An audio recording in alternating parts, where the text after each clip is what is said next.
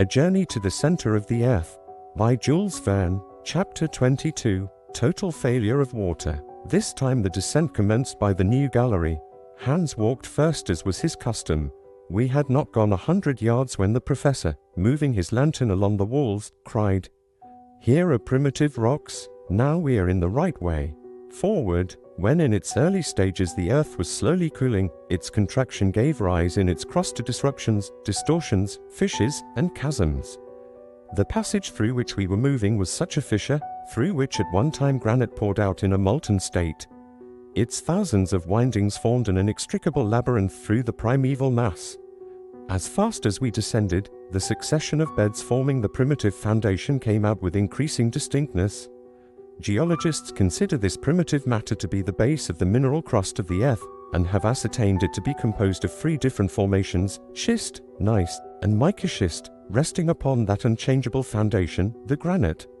Never had mineralogists found themselves in so marvelous a situation to study nature in situ.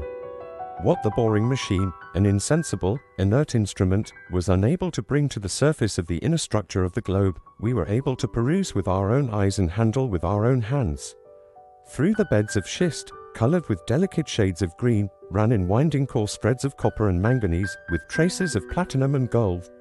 I thought, what riches are here buried at an unapproachable depth in the earth, hidden forever from the covetous eyes of the human race.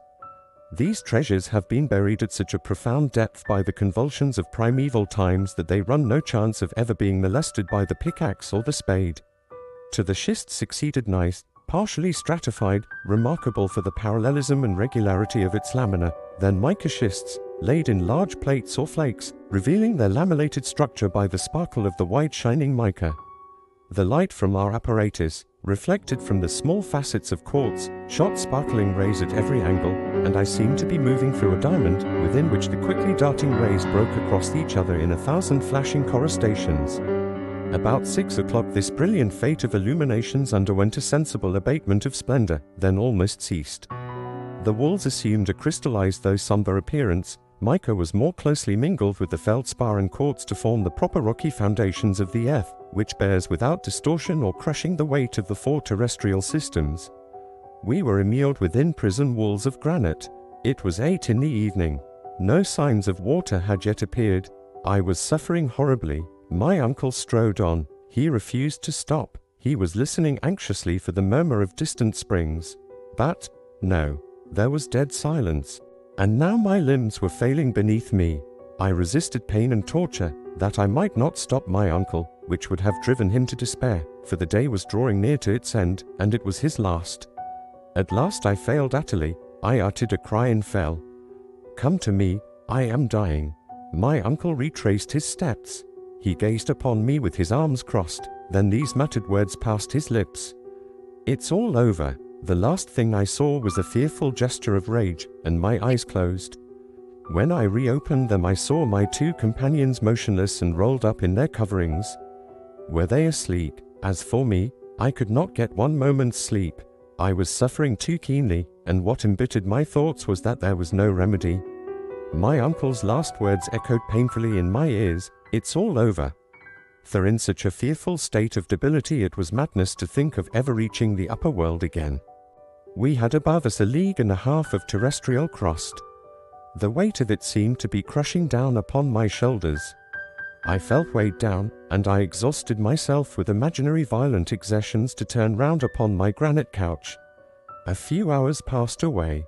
A deep silence reigned around us, the silence of the grave. No sound could reach us through walls, the thinnest of which were 5 miles thick. Yet in the midst of my stupefaction I seemed to be aware of a noise.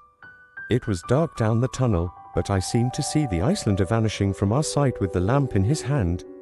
Why was he leaving us? Was Hans going to forsake us? My uncle was fast asleep. I wanted to shout, but my voice died upon my parched and swollen lips. The darkness became deeper, and the last sound died away in the far distance. "Hans has abandoned us," I cried. "Hans, Hans." But these words were only spoken within me. They went no farther, yet after the first moment of terror I felt ashamed of suspecting a man of such extraordinary faithfulness. Instead of ascending he was descending the gallery. An evil design would have taken him up, not down. This reflection restored me to calmness, and I turned to other thoughts. None but some weighty motive could have induced so quiet a man to forfeit his sleep. Was he on a journey of discovery? Had he during the silence of the night caught a sound, a murmuring of something in the distance, which had failed to affect my hearing?